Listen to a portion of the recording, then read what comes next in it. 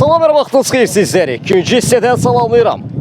Məhz Region Liqasının yarı final mərhələsində Şəpək futbol komandası və Maripol Sabirabad komandası qarşı-qarşıya gəlirdi. İlk hissənin nəticəsində qarşılıqlı qollarla hər iki tərəfdə bərabərliyə razı. Ayrıldı fasiləyə görə ikinci hissədə bizləri nələr gözləyir?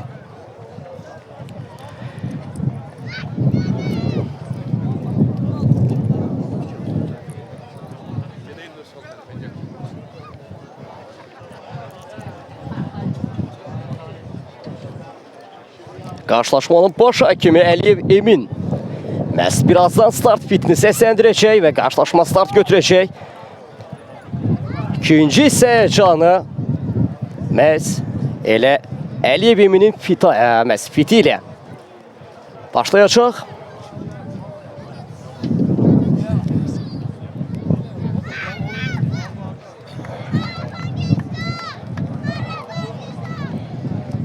Sol hazırlıqlar gedir meydanda. Hal-hazırda heç kim məhz qalib tərəf deyil. Tərəflər bərabərliyə razı gəlib. Qarşılıqlı qollar var qarşılaşmada. Həyəcan desən var, tep var desən, hamısı var. Bir tek qalib tərəfi bəlli deyil. Bir o bəlli olmuyor meydanda.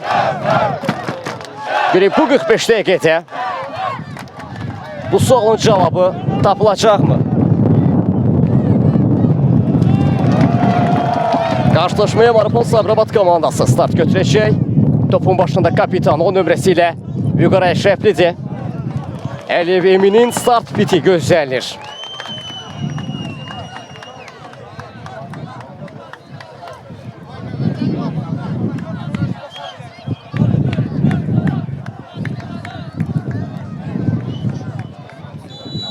Və bu da start fiti səsləndi. Hər iki komanda ikinci hissədə bir daha uğurlar arzu edirik. Bu səfər bizləri nələr gözləyir? Kamran Abdullazadə ötürməsi. Rəsulov istiqamətinə ama çatdırdılar özlərini. Yenə Rəsulovla ikili mübarizə davam edir.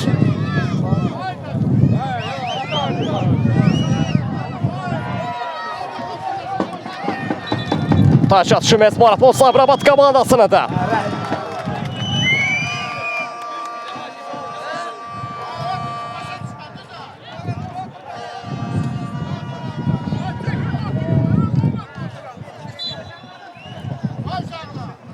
İkili mübarizədə Rəsulov topu ram etməyi bacardı. Komanda yoldaşı ilə qovuşturdu. Mir Kamil Əliyev ötürməsini içəriyə doğru göndərməyi bacarmadı İsmail İsmailov. Topladı ən geriyə. Tural Nərmanov. Son şıraqda Mehdi Rəsulov. Bir rəqibindən sıyrıldı. Daha bir rəqibindən sıyrıldı. Ən geriyə Mir Kamil Əliyev. Kamran Abdullazadə. Mir Kamil Əliyevlə oynamışdı. İndi İsmail İsmailov mərkəzdə topu qəbul etdi.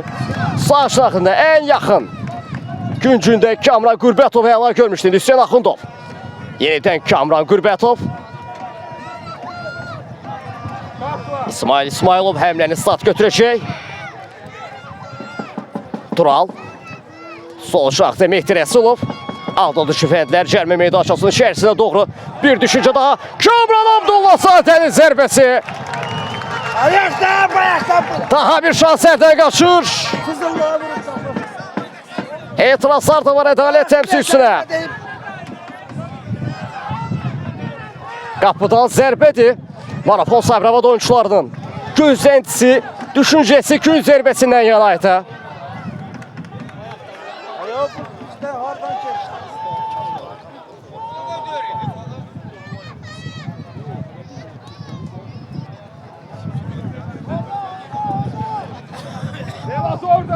Taç atışı yeni itirəcək. Maripol Sabirabad komandası Hüseyin Axundovla. 45 dəqiqə ərzində sadəcə bir oyuncu dəyişikliyi baş tutub. Maripol Sabirabad komandasına məhz Amid Zeynalovun dəyişikliklərində sadəcə bir oyuncu dəyişikliyinə şahidlik etmişik. O da ilk hissənin sonlarına doğru Bəxtiyar Sultanov məhz əvəzlənmişdi Mehdi Rəsulov tərəfindən. İndi ən geri təhlükəsiz zonaya yollanır top. Bu dəqiqə plan qurulmalıdır. Artıq nələrsə düşünməlidir hər iki tərəfdə. Qalibiyyət arzu olunursa əgər. Vüqar Əşrəfli. İkili mübarizədə Hüseyn Axundov ən geridən gəldi, çatdı topu, ram etdi. Sağ şaqdan tək başla özü daşıdı. İçəriyə doğru ötürməyə Mehdi Rəsulovun da artıq təzyiqi var idi ona qarşı. Nəticə hasil olmuş. Qarşılaşmanın ikinci hissəsi, birinci hissəsindən daha heyecanlı başlayıb. Belə itiraf edə bilərəm. Şəbək futbol komandası taç atışı yeni yetirecək. Qarşısında Sərxan Ağayev var. Yaxından izləyir rəqibi. Kamran Qürbətovun təzyiqi işə yaramadı. Sıra, hücum sırası, həmlə sırası Şəbək komandasında da.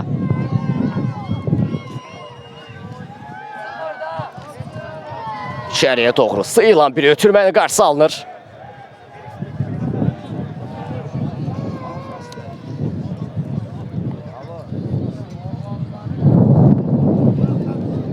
Daha bir Şəfək komandasının həmləsini izləyəcəyik. Kamran Qürbətovun da təzyiqi var. Və sonrasında sanki elişə də yarayır. Rəqibə toxunduraraq meydanın tərk edilməsinə səbəb olur. Allah Virziyev uzun oynadı. Hüseyn Axundov. Sərxan Ağayev topladı. Top meydanı tərk edir. Təbii ki də burada ən böyük rol elə Şəfək futbolçularından iridir. Təzyiq var idi ona qarşı. Kamran Qürbətov ən geri oynamaq məcburiyyətində qaldı Babək Allahverdiyev. Sərxan Ağayev top meydanı tərk edir.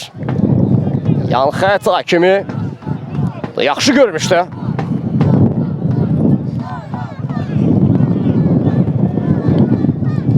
Müdafiənin əngəsinə düşən top.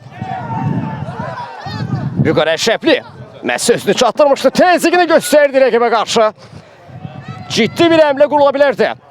Hüseyn Axundov. Sərxan Ağayev.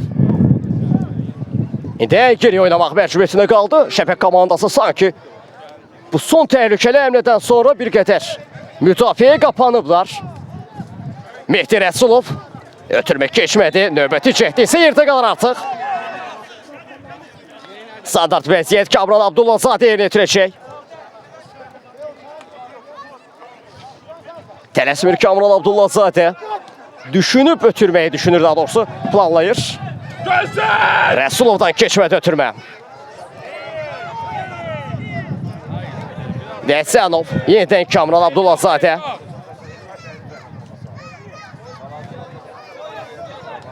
Mir Kamil Əliyevin ötürməsi yaxşı alınmışdı sağ sol cırağa. Mehdi Rəsulov.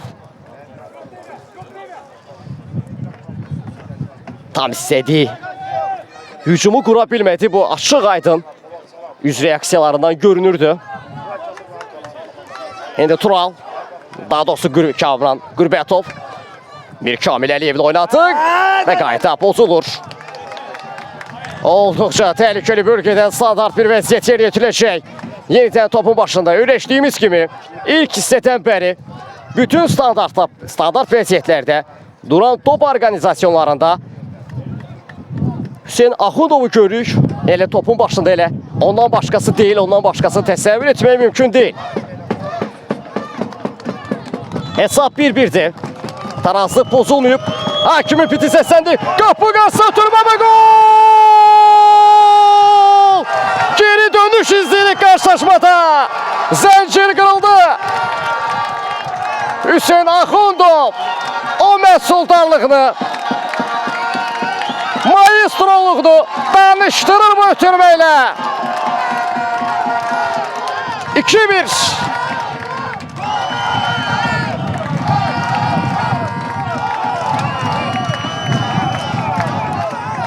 Sərxan Ağayev hesabı açır. Daha doğrusu bərabərliyi, tarazlığı pozur qarşılaşmada. 2-1. Artıq üstün tərəf Marapol Sabirabad komandası da nominal ev sahibləridir. Və bu qoldan sonra da Sərxanın bu qolundan sonra da azarkeşlər coşur. Qarşılıqlı azarkeş sədaları eşidiləndi meydanda. Sərxan Ağayev az əvvəlməz, elə ilk qolda da onun böyük bir əməyi var. Cərmə meydançasına ötürmə etmişdi. Sonrasında Vüqar Əşrəfliyin istiqamətindən top müdafiəçi tərəfindən torlara göndərilmişdi.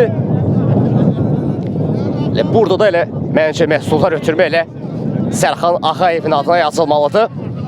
Elə az əvvəlki qolda da Sərxan Ağayevin adına yazılacaq heç şübhəsiz. Qapışı zədələnir. Babək Allahverdiyev. Az əvvəlki müdaxiləsindən sonra təbii ki də bu şəpək planlarına daxil deyildi. İkinci hissənin ilk dəqiqələrində, ilk 10 dəqiqəsində ikinci qolun buraxılması. Təbii ki də bu qarşılaşmanın cavab oyunda var. Görək məhz Qax rayonunda nələr baş verəcək? Onlar necə qarşılayacaq? Onlar necə oyun göstərəcəklər öz meydançalarında? Təbii ki də heç şübhəsiz bu ilk oyun kimi ikinci oyunda çox maraqlı keçəcək. Bu heç şübhəsizdir.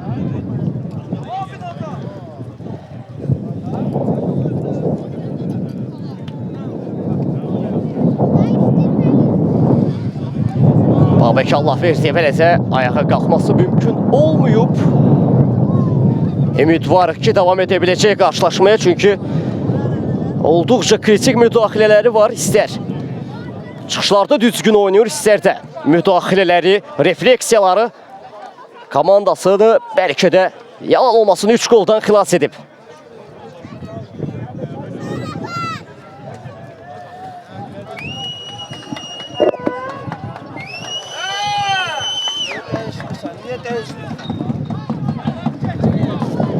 Onun üçün dəyişiklik başlayacaqmı? Babək Allahverdiyev əvəzlənəcəkmi deyə baxıram. Hamid Zeynalov tərəfindən.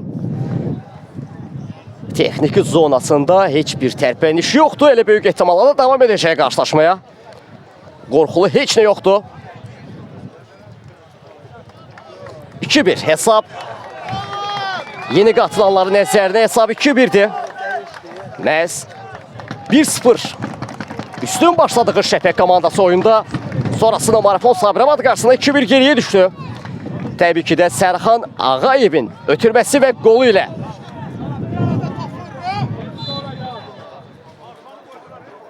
Dacal şehir etirildi.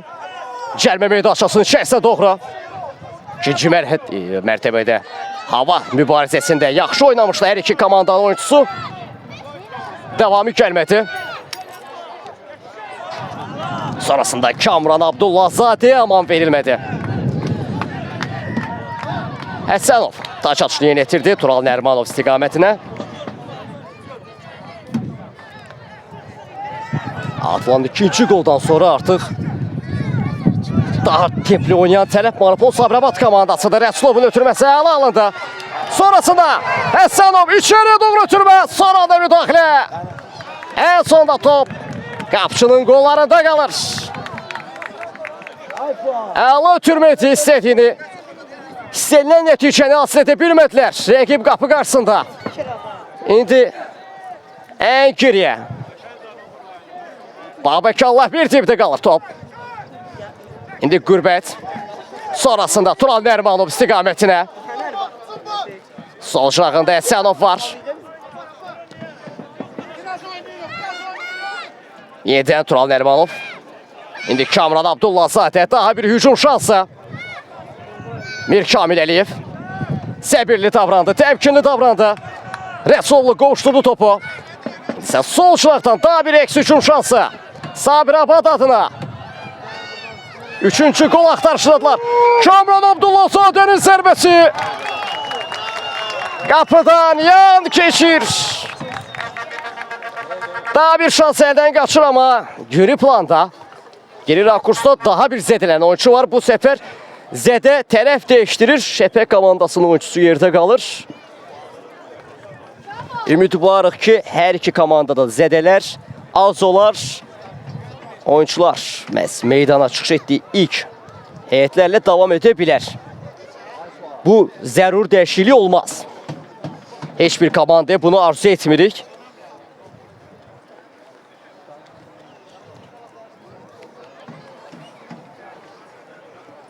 Daha bir şans qaçmışdı az əvvəl. Kamran Abdullahzadənin ayaqlarından çox yaxşı önünü açmışdı. Rəsulovun ötürməsini çox əla qəbul etmişdi, amma qapıya o dəqiq zərbə, o qızıl zərbə mümkün olmamışdı. Amma dediyim kimi ikinci qoldan sonra Sərxanın bu ikinci qolu həqiqətən də həm tribunada, həm də meydanda oyuncuların motivasiyasını olduqca yüksəldib.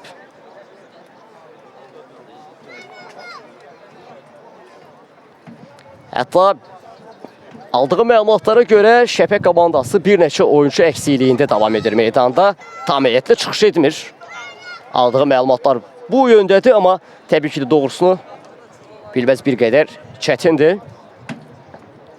Əgər elədirsə belə çox yaxşı oyun nümayiş etdirirlər. Meydanda hesab baxımından 2-1 yerdə də olsa Şəpək komandası olduqca inamlı çıxış edir. Və rəqibin olduqca təhlükəli bölgələrdə hücumlarının qarşısını kəsir. İstər mərkəzdə, istər cərimə meydançasının yaxınlıqlarında, istər də qapı qarşısında bütün həmlələri sıfıra endirməyi bacarır.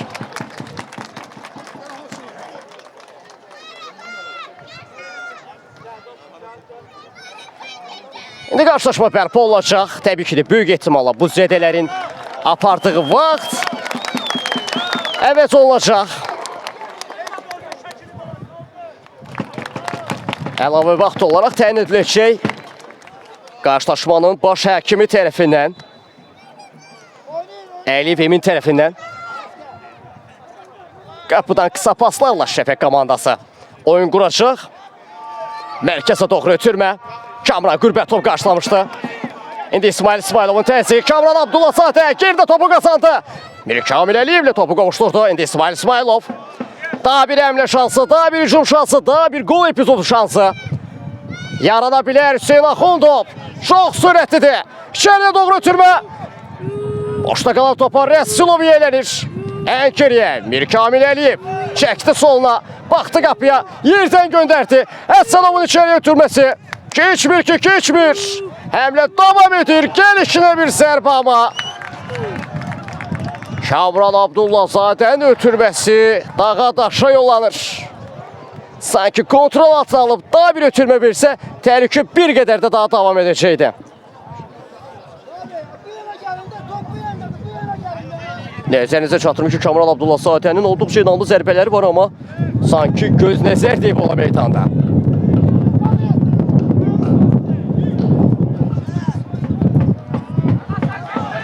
Mirik Kamil Əliyev azlıqda yaxalanıb. Rəqib komanda Vüqar Əşrəfli müdafiənin içərisində sıyrıldı. Baxdı qapıya, zərbəsini indirdi. Kapitan! Vüqar Əşrəfli, El Kapitan! 3-cü gol atır. Torları sarsır.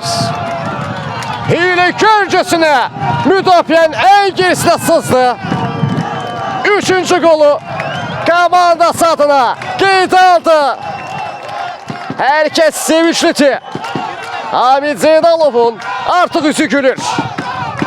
Və bu da Sabirabad azarkeşləri.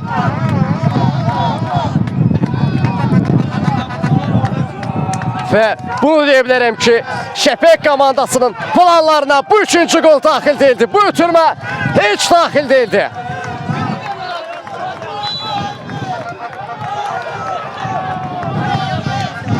Bax, burada deyirlər. Siz hamınız Əşrəfdək. İndi Vüqar, daha doğrusu Mehdi Rəsulov.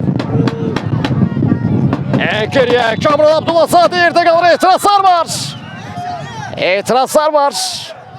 Kamran Abdullahzadədən ona qarşı qaydanın pozulduğunu bildirir ədalət təmsilçisinə. İndi baş hakiminin qərarı nə yöndə olacaq? Bəli, hesabı 3-1'dir.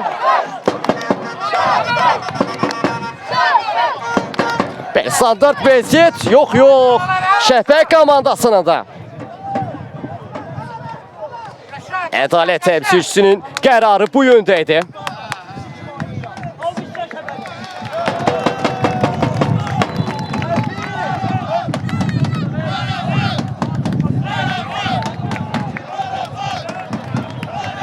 İndi standart vəziyyət yerinə yetiriləcək. Mərkəzdən cərimə meydançasının içərisinə doğru ötürmə gəldi. Qapı qarşısında yerdə qalanda bir oyunçu var. Sonrasında Kamran Abdullahzadənin özünü rəqibə çatdırmağı bacarır. İkili mübarizədə artıq dəstəyə Qərib Həsənov da çatdırmışdı özünü. Bütün təhlükəni minimuma indirməyə bacardılar, amma təhlükə davam edir. Taç atışı yerinə yetirildi. Sonrasında daha bir Şəfəq oyuncusu yerdə qalır. Taç atışı sırası Marapol Sabirabad komandasını da.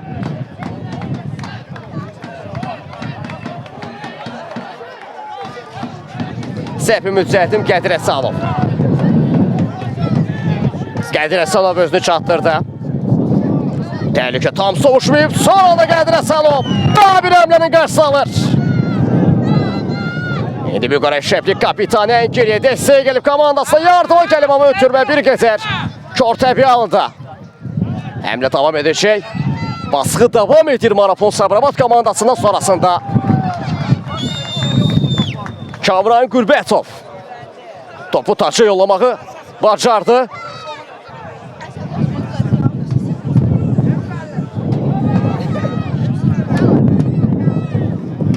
Taç atışı isə Şəfəq futbol komandasının da. Hesab 3-1-dir Marapol Sabirabad komandası. Üstün tərəfdir Büqara Şəflik və Sərxan Ağayevin qolları ilə.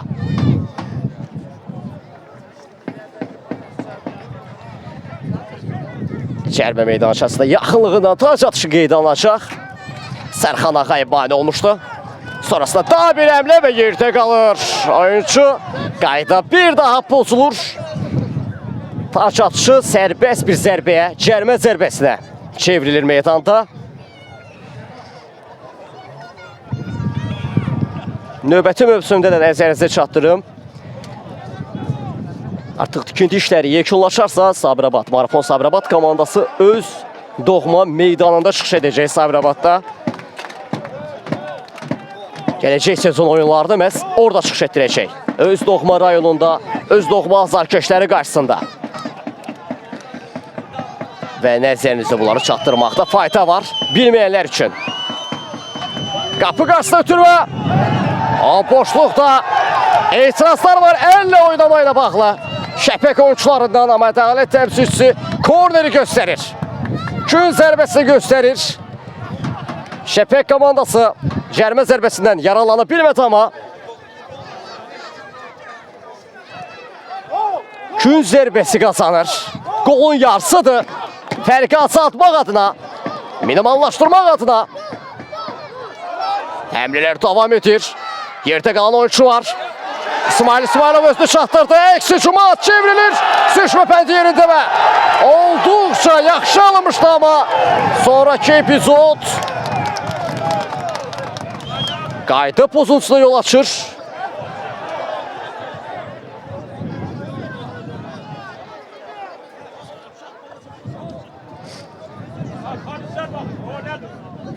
Və meydana yad bir cisim tullanır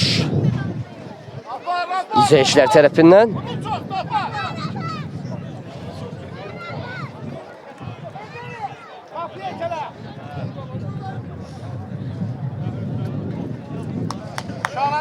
Şəfəq komandası cərimə zərbəsi yetirəcək və olduqca təhlükəli bir oyuncu topun başındadır 11 nömrəsi ilə. Az əvvəl kimsəməyəcək şəkildə performans göstərib meydanda. Qapı qarşısında ötürmə. Hava mübarizəsində topa toxunuş mümkün olmadı. Daha bir zərbə. Qapıdan yan keçir. Auto yol alır top. Babək Allahbirdiyev qapıdan zərbə ilə davam edəcək. Artıq 25-ci dəqiqənin gerisindəyik. İkinci hissədə son 20 dəqiqə oynanır qarşılaşmada.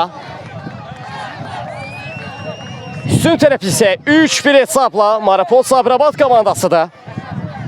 Vüqar Əşrəfli və Sərxan Ağayevin qolları ilə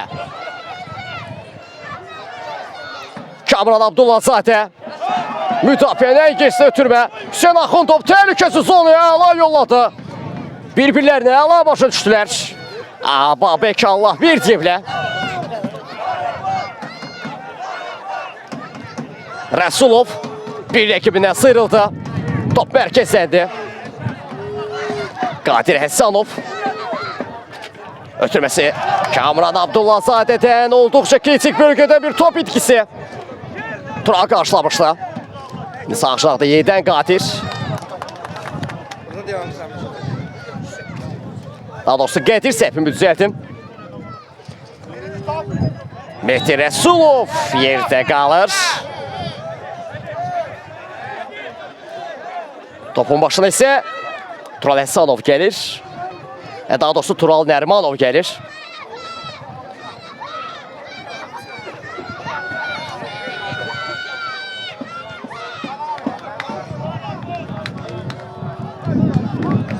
Olduqca yaxşı başlamışdı Şəfəq komandası. Yaxşı hücumlar qurmuşlar. Müdafiələri çox əla və kompakt oynayırdı. Sonrasında sanki atılan o 2 gol bütün planlarını, bütün oynanış tərzlərini pozdu.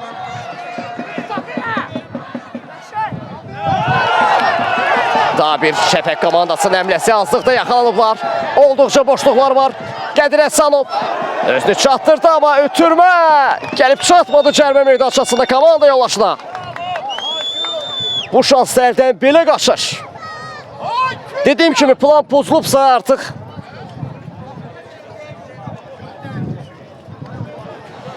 və nəzərinizə çatdırım ki, Maripol Sabirabad səhifəsində canlı birazdan anidən sonlana bilər. Və bəs canlı yayımı izləmək istəyənlər Spiker Atam səhifəsinə yönələ bilər. Canlı yayım orada davam edəcək. Kəsintisiz şəkildə. Yəni nəzərinizə çatdırım. Qarşılaşmanı izləmək istəyən Maripol Sabirabad azarkeşləri və Sabirabad sakinləri hər an canlı yayım bitə bilər. Spiker Adam. Məhz bilənlər varsa qeyd etsin. Mənsə sabitliyim. Çünki onların səhifəsində onların mənə verdiyi cihazda artıq bir qədər zəifləmə var. Yəni hər an canlı yayım bitə bilər. Əldə olmayan səbəblərlə verdikləri cihazın enerjisi sonlanır.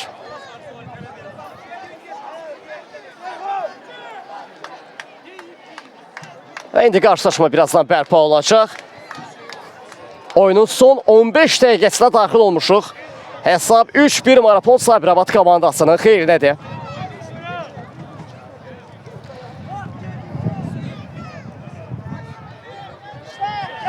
Sürətli başlanıldı. Geri planda Qədir Həssanov. İndi Rəsulov.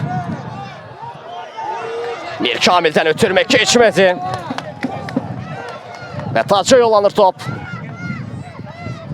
Hal-hazırda Maripol Sabirabad səhifəsində canlı yayım sırf istədiyiniz şəkildə yanakı versiyada davam edir.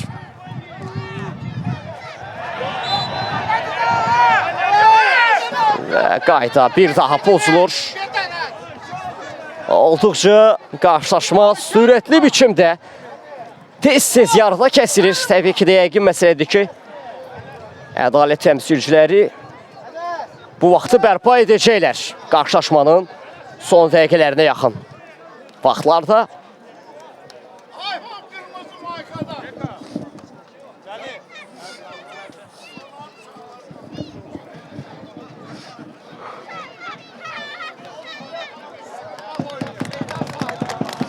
Və bəli, canlı yayın birazdan sonlanarsa məhz oradan izləyə bilərsiniz.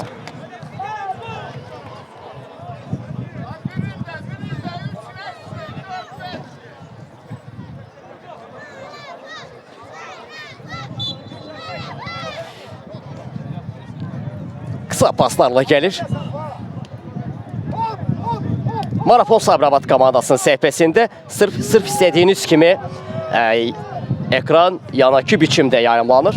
Təbii ki də canlı yayımda bitdikdən sonra, qarşılaşma sonlandıqdan sonra YouTube'a yerləşdiriləcək.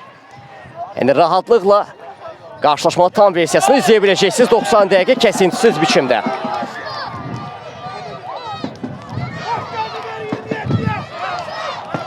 Hal-hazırda 3-1 geridedir Şəfəq komandası Marafon Sabirabad komandası qarşısında.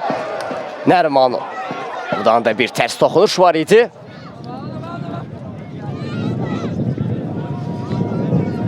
Artıq rahat bir nəfəs ala bilər. Marafon Sabirabad komandasının müdafiəçiləri artıq top Hüseyin Axundovda da. Büyük Əşrəf istiqamətində əla ötürmə ram etmək lazım idi burada. Əldən qaçır şans kapitan. Bu səfər yaralanmaq mümkün olmadı.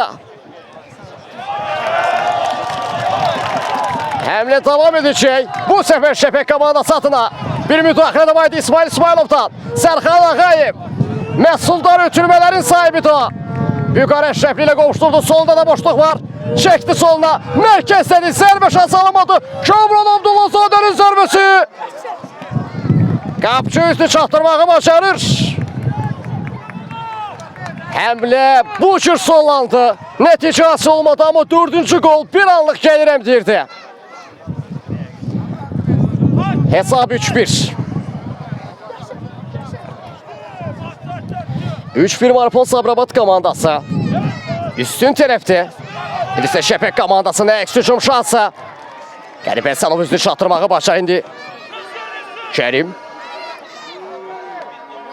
Mehdi Rəsulov.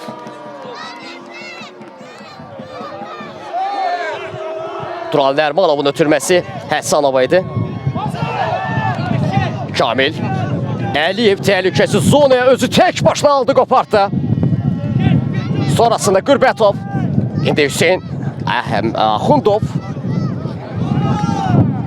Daha bir Marafon Sabirabad hücumu başla bilər.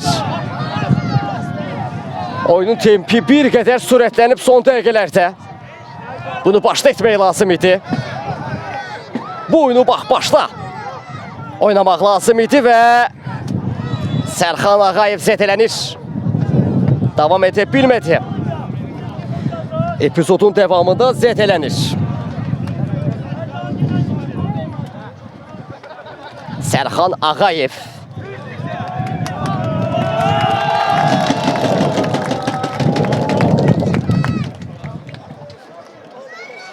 Artıq həkim də dəvət olundu. Qalib tərəf boşluqdan yaralanaraq qeyd alaq ki, məhz Marafon Sabirabad komandasında yarı final qarşılaşmasına nominal ev sahibi komanda 3-1 üstün davam edir qarşılaşmaya. Bəli, bəli.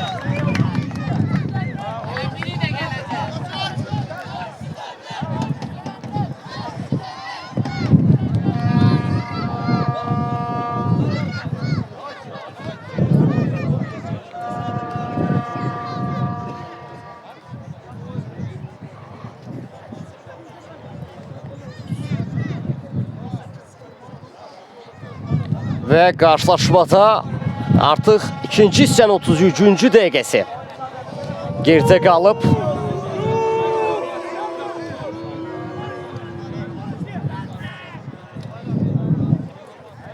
Qarşılaşma bərpa olacaqmı? Bəli, elə ədalət təmsilçisinin atışı ilə bərpa olacaq.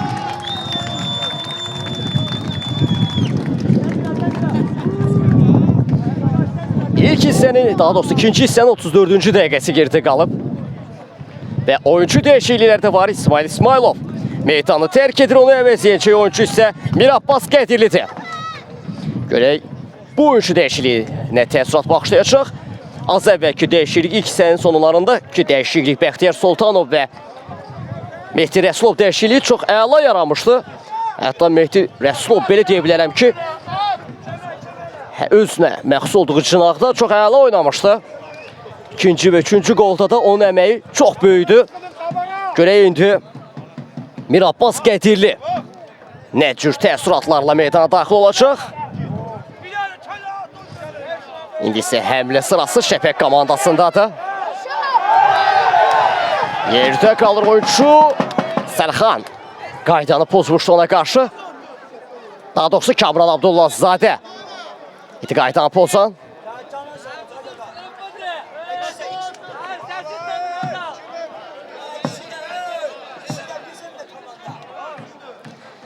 İsə standart bir vəziyyət yerinə yetiriləcək.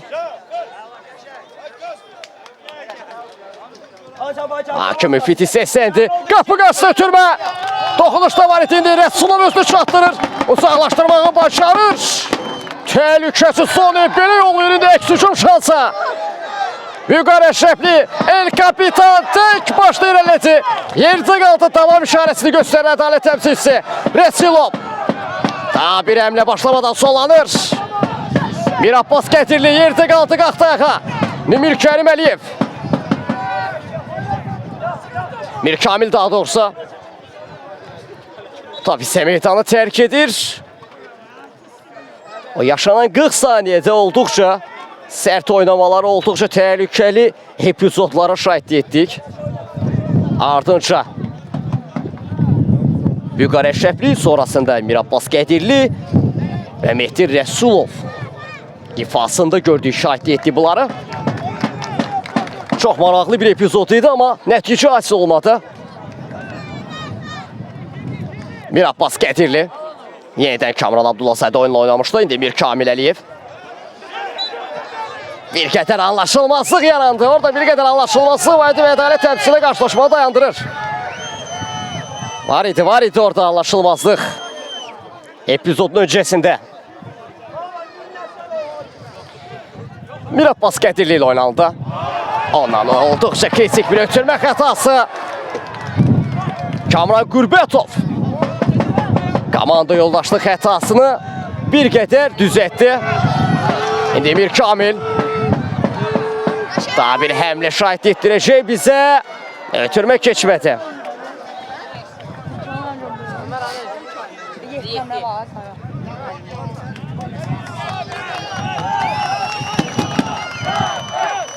Kamran Qürbətov. Sonrasında Kamran Abdullahzadə və Mir Kamil Əliyev. Qədir Əsanov. Ən geriyə Turan Ərmanov. Kamran Qürbətov uzaqlaşdırmağı bacardı Sərxan Ağayev istiqamətinə, amma nəticə hasil olmur.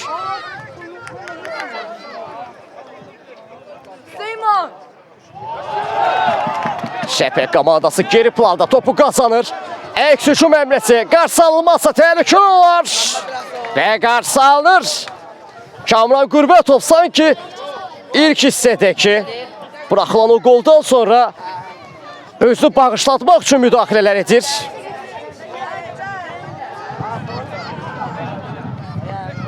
Gün zərbəsi yerinə yetiriləcək. İçəriyə doğru ötürmə. Mehdi Rəsulov uzaqlaşdırmağı bacardı. Həmlə davam edəcək. Vüqar Əşrəfli tək başına özü daşıyır. Çevrildi. Rəsulov özünü çatdırdı. Ötürmə verəsə təhlükə olar. Qapçıla tək qalarsa nələr baş verəcək? Sağ çuvalda ötürmə və gol! Vüqar Əşrəfli kapitana yaraşan qızıl pası yolladı. Mir Kamil Əsanov isə, Mir Kamil Əliyev isə səhvimi düzəldim. Torları sarstı. 4-1. Final yolu garantilənir sanki. Məhz Bakıda həll olunur bu hesab. 4-1.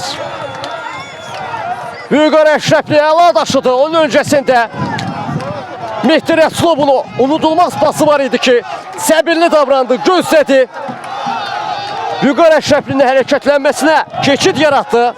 Sonrasında ötürməni verdi və hər şeyi Vüqar Əşrəfli və Mir Kamil Əliyev tamamladı.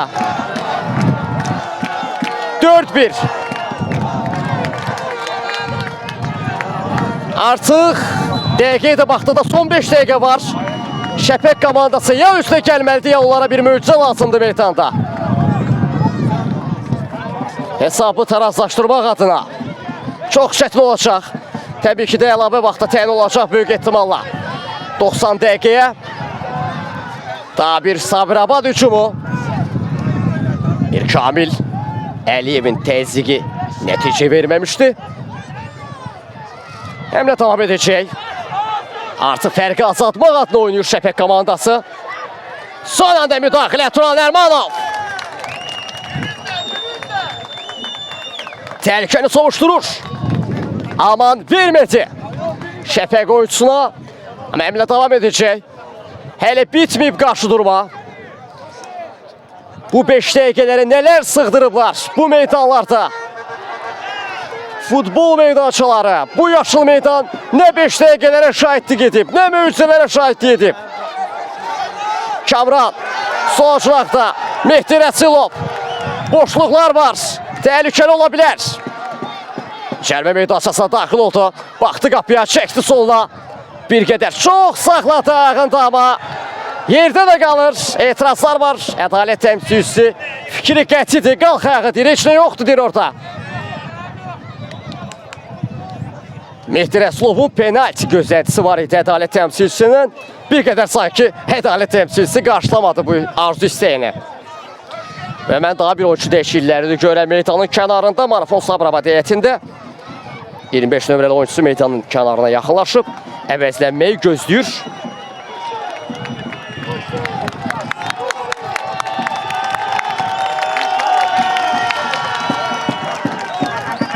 Qarşılaşmada əvəzsiz paslarıyla, ötürmələri yadda qalan Sərxan Ağayev meydanın kənarına gəlir və İlqar Ələkbərovunu əvəzləyəcək. 2 məhsul, daha doğrusu 1 məhsulda ötürmə və 1 gol yazdırıb aktivinə. Qalibiyyəti tamamlayan, gətirən oyunculardan biridir Sərxan Ağayev.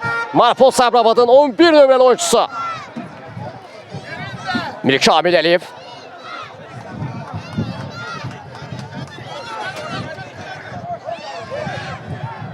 Qədir Əssalov istiqamətinə.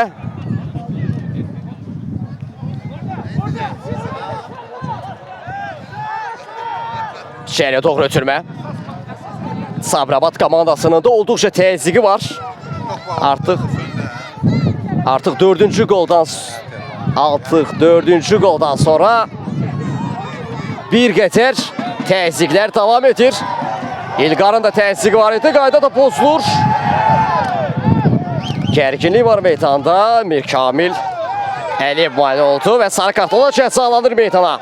Az əvvəl daxil olan Mirabbaz Qədirli.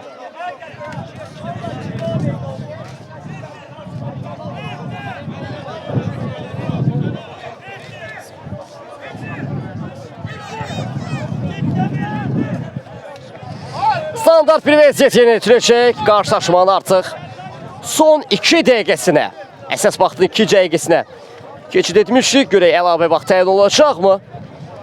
Ədalət təmsilçisi baş hakim gərək duracaqmı buna? Təbii ki də itən vaxt olduqca ən az mənim fikrimcə 2-3 dəqiqə var. Qapıya birbaşa zərbə Babək Allah verdi. Keçid vermədi. Yenidən Əngirdən 55 nömrəli oyuncusu. Sonrasında Mirabbaz Qədirli.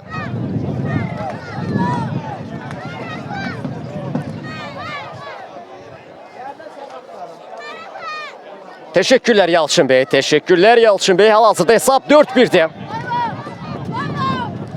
İkili mübarizədə əmlə davam edir.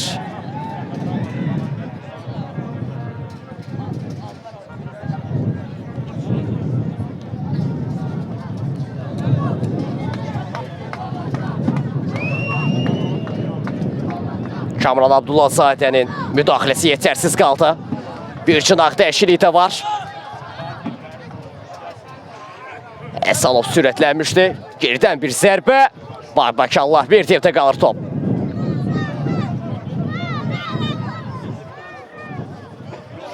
Bəli, Marafon Sabirabad komandası 4-1 üstün tərəfdir qarşılaşmada. Təbii ki də bunun cavab oyunda olacaq. Cavab oyunda nələr gözləyir bizi? Məhz Qax rayonunda çox maraqlıdır. Təbii ki də bu qolların bir cavabı olacaq. İlqar. Kamran Abdullahzadə. Baxdı, qapını süzdü. Ötürməsini verdi. Büqar Əşrəfli kapitan tək başla irələdi bir qədər. Sonrasında Kamran Abdullazadə də dəstəyə gəldi, amma qayda pozulur. Qayda pozuntusu var idi burada. Kamran Abdullazadə rəqibinə qarşı sərt oynamışdı. İndi Mir Abbas Qədirli. Qayda pozuntusu yoxdur sol çıraqda. Bir Kamil Əliyevlə oynadı. İçəriyə doğru sıyrılarsa təhlükə olar. Elə sıyrıldı, ötürməsi verdi. Tərs soğuluşdu vardı. Top ən son qapçıda qalır. Top sizdə. Oyunun son dəqiqələri artıq əsas vaxt yekunlaşıb. Əlavə vaxtlardayıq bu dəqiqələrdə. Əlavə vaxta görə nələr baş verəcək? Son cəhdlər, son şanslar da hər iki tərəfdə də. Bundan sonrası artıq cavab görüşünə qalacaq. Mir Kamil Əliyev. Mir Abbas Qədirli. Ən geriyə Tural Nərmanov. Yenidən Mir Abbas Qədirli. Kamran Abdullazadə istiqamətlə topa yetişdi. Təhlükəli ola biləcək bir epizoddur. Hüseyn Axundov. Ötürməsi keçmədi. Sonrasında da İlqar da sürətlənmişdi. Yetişmək mümkün olmadı. Müdafiənin ən gizləmə bayraq havadadır. Offside. Şəfəq oyuncusu offside'daydı. Oyundan kənar vəziyyətdəydi. Və zaten də qol yaşanardısa, top torları sarsay belə qol dəyəri qazanmayacaqdı. Oyunun son saniyələrindədir. Artıq son dəqiqələr oynanır. Qapı qarşısında ötürmə. Bir Abbas Qədirli geridə topu qazandı. Çəkdi sağına. Ən geriyə Mir Kamil istiqamətinə. Cərmə meydançasında yoruldu. Ötürməsini verildi. Zərbə də gəldi qapıya. Vay aman! Kamran Abdullazadə də artıq mən unutmuşam neçənci epizoddur ki, ayağından qaçır. Kamran bu epizodları düzgün dəyərləndirsəydi artıq hesab tamamilə fərqli ola bilərdi. 90 dəqiqə isə 6 dəqiqə əlavə olunub. Bu həyəcan 6 dəqiqə daha davam edəcək. Hər vaxtınız xeyir Ziko bəy. Görə bu 6 dəqiqə hansı tərəfə daha yararlı olacaq, daha məhsuldar yararlanacaqlar. Fərqi azaltmaq da ola bilər, fərqi daha da yüksəltmək də ola bilər. Təbii ki də meydan düz, top isə dairəvidir. Hər şey ola bilər bu şans oyunuda. İndi Kamran Abdullazadə sürətini danışdırdı. Təbii ki də müdafiəçilər artıq ondan daha sürətli davranmışdı bu epizodda. Yerdən gələn müdafiəçi bütün planları pozur və topu taça yollayır.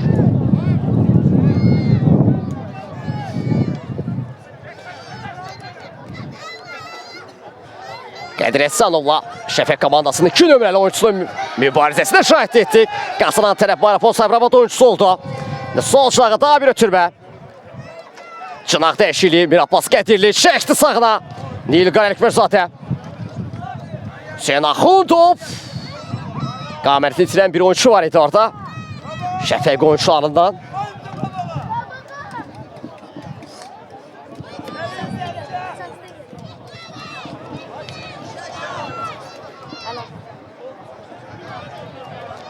Daha bir həmlə. Mir Abbas Qədirlidən Büqar Əşrəfli kapitan sağından attı. Soldan keçmək istədi amma mümkün olmadı bu. Ədalət təmsilçisindən etirazlar var. Hətta tribunalardan da etirazlar var həkimdə. Hakimin qərarları ilə bağlı. Maraqlısı odur ki, hər iki tərəfdə də var. Tək tərəfli deyil. Bu əslində sevindirici haldı mı, ağlanmaqlı bir haldı mı bilə bilmərəm, amma ədalət təmsilçisindən hər iki tərəfdən narazıdır. Ən azından bunu bir deyə bilərəm ki, baş hakim hər iki tərəfi də məmnun edə bilməyib bu 90 dəqiqə ərzində qərarlarıyla.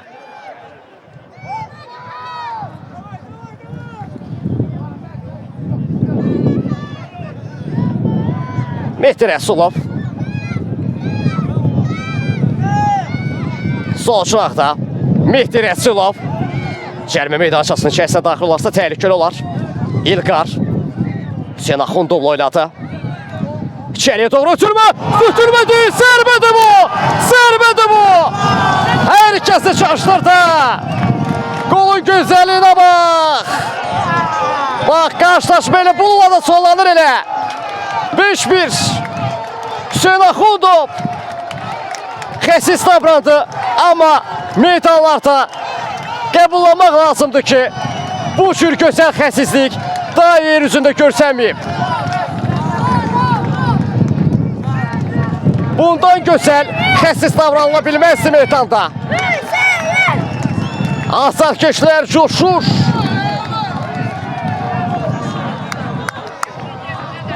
Hüseyin Axundov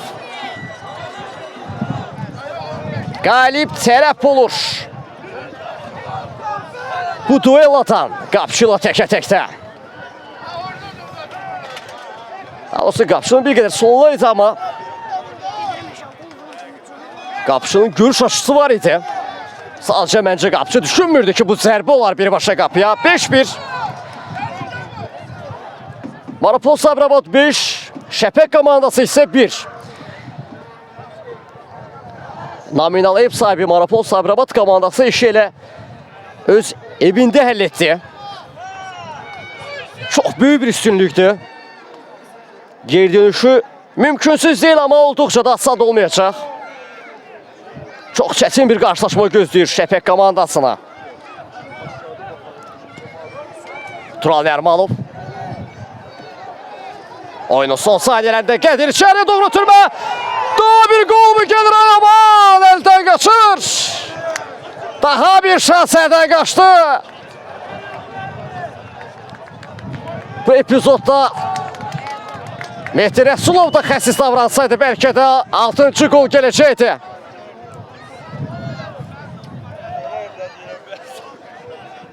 Babək Allahverdiyev. Hüseyin Axundov. İçeriye doğru Kamran Qürbətov. Hesab 5-1. Və son saniyeler yaşanır meydanda. Son həmlələrə şahidlik edirik. Qədir Əhsənov.